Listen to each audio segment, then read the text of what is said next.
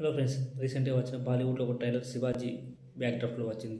So Chhatrapati Shivaji బ్యాక్డ్రాప్లో వచ్చిన cinema పేరు మన విక్కీ కౌశల్ అనే సినిమా. సో ఇప్పుడు చాలా బాలీవుడ్లో చాలా వివాదం జరిగింది.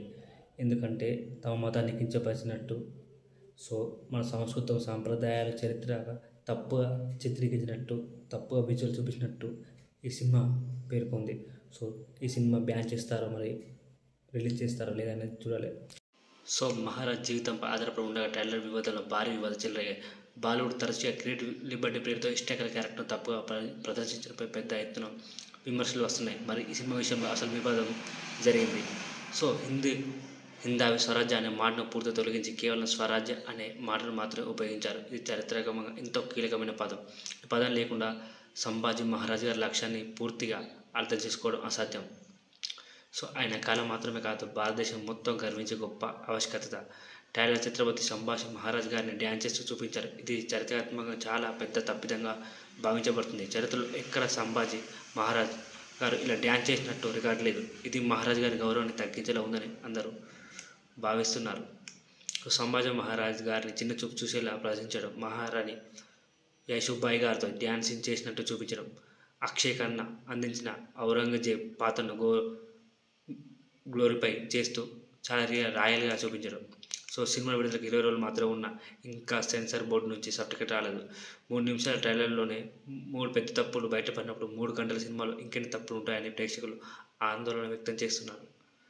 సో ఈ వివాదాలపై సినిమా టీం ఇప్పటి వరకు సానుకూలంగా స్పందించింది. చరిత్రకారుల సూచనలతో ప్రేక్షకులు మనోభావాలు దెబ్బతీయకుండా మార్పులు చేస్తున్నారు సమాచారం. కానీ ఈ మార్పులతో సినిమా నాణ్యత తగ్గిపోతుందా అనే డౌట్ మాత్రం ఉంది. చరిత్రకారుల సలహాతో సినిమా స్క్రిప్ట్ను పరిశీలించి మార్పులు చేస్తామని చెప్పారు. ఈ సినిమాలో ఏ హిస్టారికల్ ఎలిమెంట్స్ తప్పు లేకుండా చూసుకోవాలని నిర్ణయించుకున్నారో చూడాలి. డ్యాన్స్ సీన్స్ పూర్తిగా తొలగిస్తామని హామీ ఇచ్చారు. సో ఇది విక్కీ కౌశల్ కెరీర్లో ఎఫెక్ట్ అవుతుందా, ఈ సినిమా బ్యాన్ చేస్తారా లేదని ప్రతి ఒక్క టెన్షన్ ఉంది.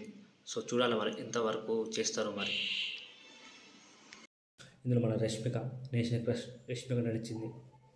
సో ఎందుకంటే తన పాత్ర కూడా చాలా పవర్ఫుల్గా ఉంది. తన లైఫ్లో బెస్ట్ పాత్ర అని రష్మిక చెప్పింది ఈ సినిమాలో.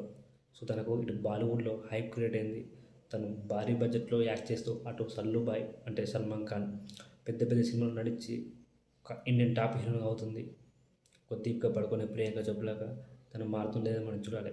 సో ఈ సినిమాలో వివాదం ఉంది. సో ఈ సినిమాకి జరిగిన వివాదం ఏంటంటే సో ఈ సినిమా ప్లీజ్ కొత్త వచ్చిన వాళ్ళు సబ్స్క్రైబ్ చేయండి, మా ఛానల్ ఎంకరేజ్ చేయండి. ప్లీజ్ సబ్స్క్రైబ్ చేయండి అండ్ సపోర్ట్ చేయండి, లైక్ చేయండి, కామెంట్ చేయండి.